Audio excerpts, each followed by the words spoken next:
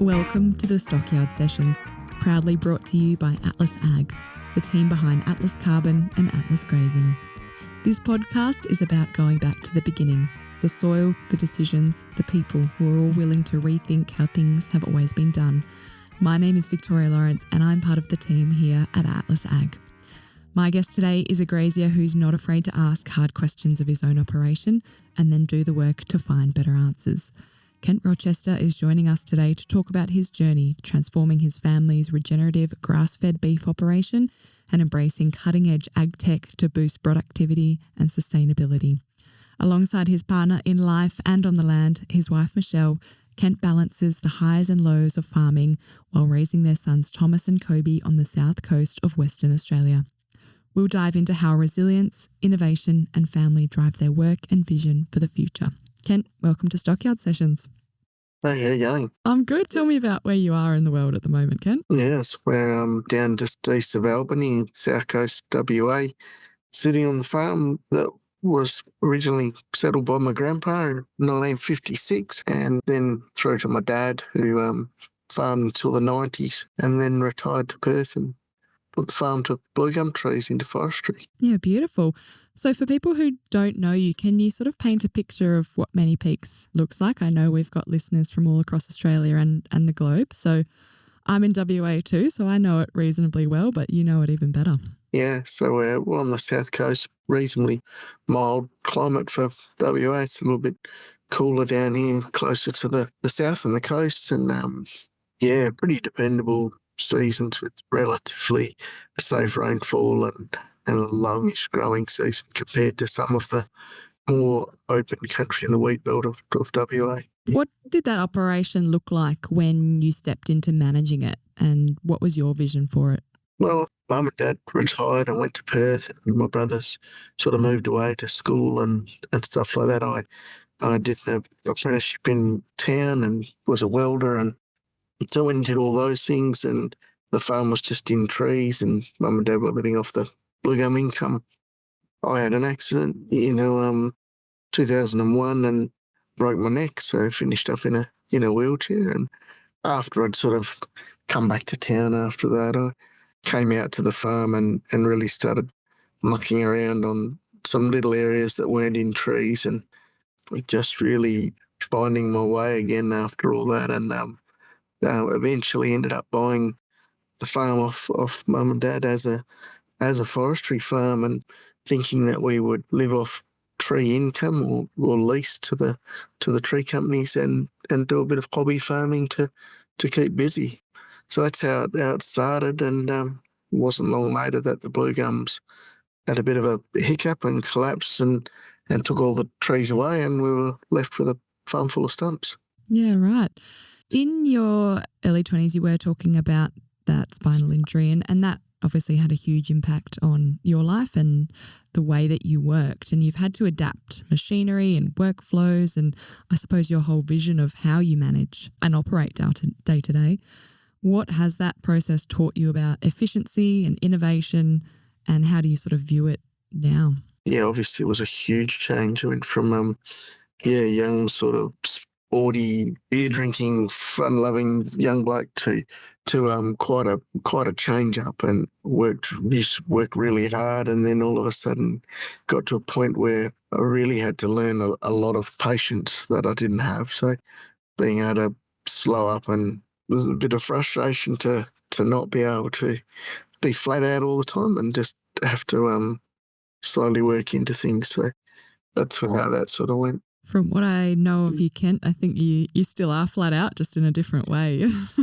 Yeah, once we got through that transition stage, we got back in the thick of it. It's all go. So do you think being forced to rethink how things are done actually made you more open to change than the average producer? I know it is hard to change tack on properties, particularly when you inherit after generations and you sort of inherit that how things have been done. Do you think you're more open to exploring those different avenues than, say, your average producer or friends that you know? Yeah, I think so. For whatever reason, I think I was, in a sense, and in a strange way, I was lucky to take the farm on as a as a blank slate as it came out of forestry and we went back into proper farming and commercial farming. We didn't have any preconceived paddock layouts or whether we were doing sheep or cattle or whatever else. It was a full restart. And I think then in my situation, it's I spend a lot of time not necessarily hands-on building fences or running cows through the crush, but looking from a little bit further back, and do spend a fair bit of time trying to find a better mousetrap or make something a little bit easier. And I enjoy that. I get bored with same old. So I like to change. Yeah, okay. Off the cuff, I don't know if you would know, sort of how many times have you sort of changed tack or changed direction if you do get bored and want to change things up? Do you have a bit of an idea of how many pivots you've done over your farming lifetime? Yeah, I think there's been a bunch of changes along the way. We starting up a business away from farming, doing a heap of that for a few years, we learned a fair bit, and that was pretty hectic. And then back to the farm and had some sheep and cows and breeders, and changed our way a number of times till we've sort of settled into what we're doing now. Really enjoying it. You transitioned from a breeding enterprise into grass-fed finishing. What commercial or environmental signals drove that shift? Yeah, I think after I'd sort of finished our main contracting days with the bluegum stuff, we had a particularly tough autumn, and I wasn't doing things like today's thinking. I was doing a really poor job of nearly everything on the farm, and we made a real conscious decision that we needed to change a lot of stuff. So we got rid of the sheep, and we really started out beginning into rotational grazing and setting up things a whole lot differently to before, which sort of got me on this quest to be really good with our grass and not waste any of it. And for a little while there, I saw the breeders as a waste of grass after I'd sort of weaned a calf, and they were hanging around waiting to calve again. I just found that as a problem, so we went completely away from that. Secretly, now I'd love to have another bit of a play with that and maybe change some time of calving and change the system up a little bit and see if I could do a better job of that than we were at the time. No time like the present. Why is it a secret? Who do you need to convince? Is it yourself or Michelle or the boys? Or no, I think just where we've got our markets to at the moment and our system at the moment, that we don't have the space to take on a side enterprise, I guess, although we're in a bit of a time of change up around here of what we're doing with a few things. I think that might be our next step, or next time. I'd love to have another play. So talking about your grazing management and going into that rotational grazing system, have you seen any measurable changes in your pasture performance or cattle weight gain since you've done that? Absolutely. Yeah, when that first year where we started doing things we still had really wide open paddocks and not that many water points. And in particular, one block of the farm that we'd just taken out of bluegums, we didn't have a fence on there. So we it ended up with the farm looking like a cobweb full of polywires and these weird things as we developed a plan. And we weren't doing very well at all to all of a sudden we didn't have enough money for enough cows, and we were adjusting other stock, and really showed us that we could grow and use the grass a whole lot better than we ever thought before. It's still true today. We're still trying to push that further and further all the time. But yeah, stocking rate went through the roof. We may have doubled from where we first started. And I know a big part of that for you has been the adoption of virtual fencing. You were quite an earlier adopter of that. It is very prevalent in conversations at the moment, particularly with some of the legislation passing in the eastern states. So what first sparked your interest? How long have you been using it? Let's talk us through that story. Yeah, well, way back at those same time when we did have polywires everywhere, and obviously for me, I couldn't go and change them on Saturday afternoon when our staff and stuff had gone home or whatever else. And we first came across virtual fencing, and really knew that it would be a fit for us one day. Well, of course, it took a lot longer for it to become commercially available, and the laws changed and the collars became ready for commercial use. We were lucky enough to get first 50 and give them a try, and it's grown and grown from there. Yeah, what are you up to numbers-wise now? Well, I think we've got 1,250 or 1,300 neckbands now. Yeah, we're really, really lucky to get a Coles Nurture Fund grant, and they helped us out with a bunch of them. So 750 collars and neckbands, and that's fast-tracked our grand plan forward a couple of years, which has been awesome for us. Yeah, amazing. So you talked about how it's changed labour efficiency, paddock utilisation. Do you have any sort of gut feels on, I know you were talking about the rotational system itself has really boosted your carrying capacity and you've been able to double your stocking rate, even more so with the virtual fencing? Yeah, I think so. I thought we'd just finished setting up our farm to be a pretty neat grazing platform, and thought we had a reasonably tidy system. Lots of it was about those things like I was talking about. We had gate timers and things like that, and there's only so many times I could bribe the kids with ice creams to go and open the gates and let them through at different times. So that, finding that labour thing was a huge driver. I was really surprised, I guess, with the initial trial of the first 50 that breaking things down even further than once a day moves and really moving those areas and mob sizes down smaller and tighter. We could see even, I think those early ones were talking about another 20% more stocking rate than our previous system with the polyvise. So we were definitely really surprised that, I don't know where the ceiling is, but we'd go looking for it, but how much difference you could make even breaking those shifts down further and further. I can imagine it probably helps with lifestyle as well, being able to still manage those cattle from afar if you want to, say, go fishing for a couple of days. Yeah, absolutely. Still obviously really important to have eyes on the ground and see what the grass is doing and the cattle, and also with the optiway in the paddock, getting that sort of, there's a 3 or 4 way pull and push where you move too fast, you're leaving too much grass behind, you move too slow and you're leaving weight gain behind, and then all those other things depending on the seasons and where you know what's ahead of you and what's up ahead in the rotation.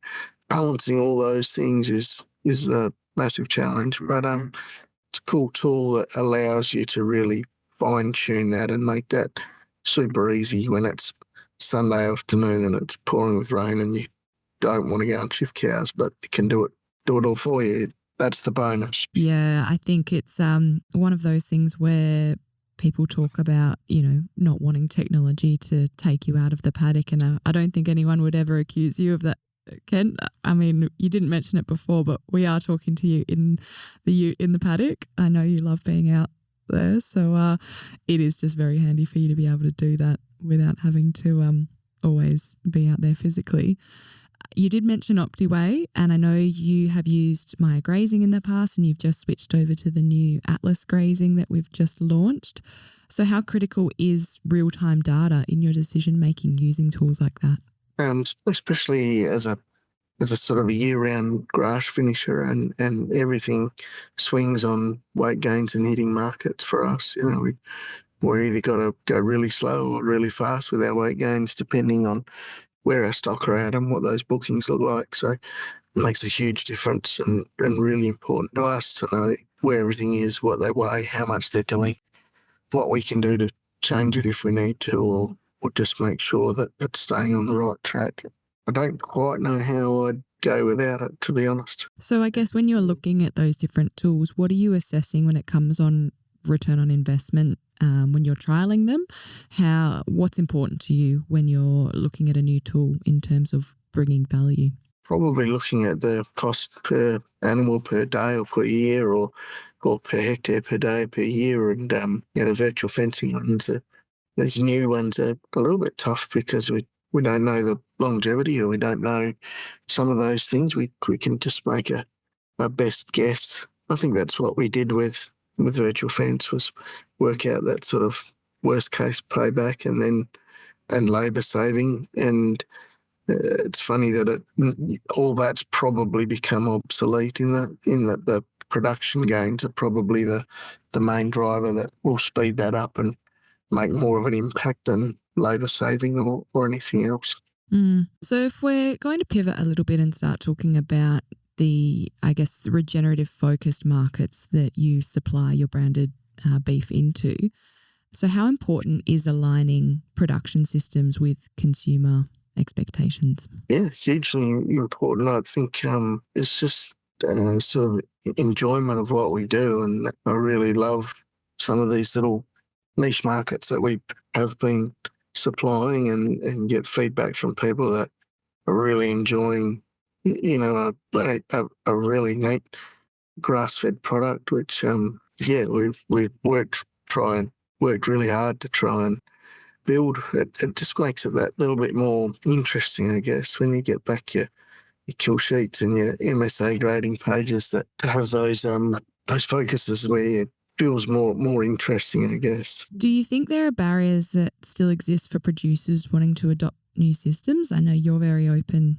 and always keen to switch things up, but do you think there are still some things that potentially industry could help lower to get people into adopting these new systems? Yeah, I think so. I think farming's tough and grazing's tough, and sometimes the margins and the way things work it's pretty tight. So those decisions carry a fair bit of weight. So sometimes it's quite scary to do something outside the norm. There seems to be more and more programs around and research development groups that are checking all this stuff out and help put some numbers around it so that it's easier to take a leap of faith, take things on.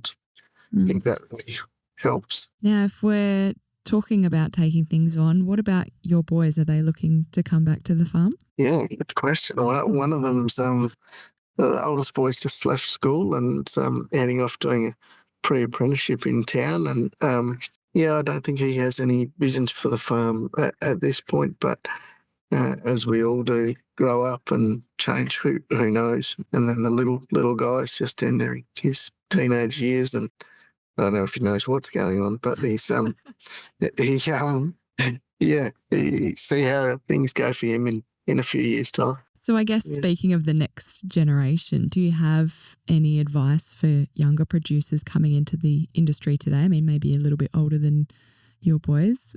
What would you tell them? Where to focus their energy? What's the great advice piece that you'd give? Great advice.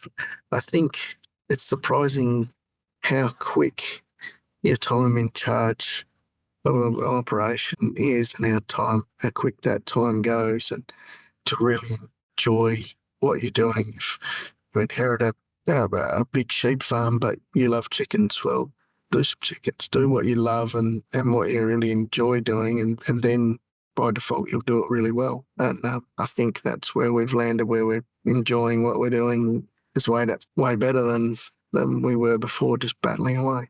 So I guess looking back with all of that in mind, what are you most proud of building on your property?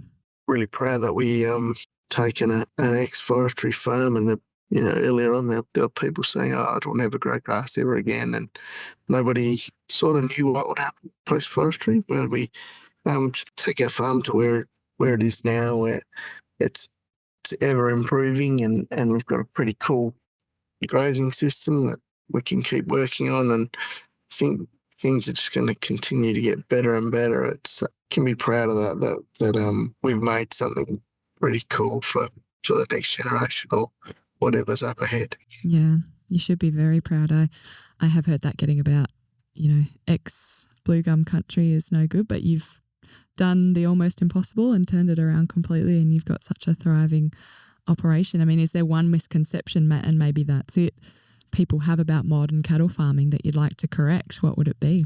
One thing about modern beef farming in a world full of cars and planes and rockets and all sorts of things, that my poor old cows are the ones wrecking the joint is probably the one problem that I find pretty hard to reconcile. Yes, I agree with you, Kent. And I know, all the work we do here at Atlas Carbon is very much to fight that good fight, is to really prove that cattle are part of the solution, not the problem.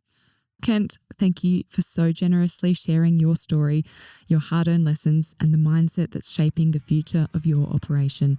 I've loved having you on the show. Thank you. And to all our listeners, thank you for joining me for the Stockyard Sessions podcast, proudly brought to you by Atlas Ag, the team behind Atlas Carbon and Atlas Grazing. To learn how you can optimise your grazing operation through better pasture health, stronger livestock performance, and increased soil carbon, visit atlasag.com.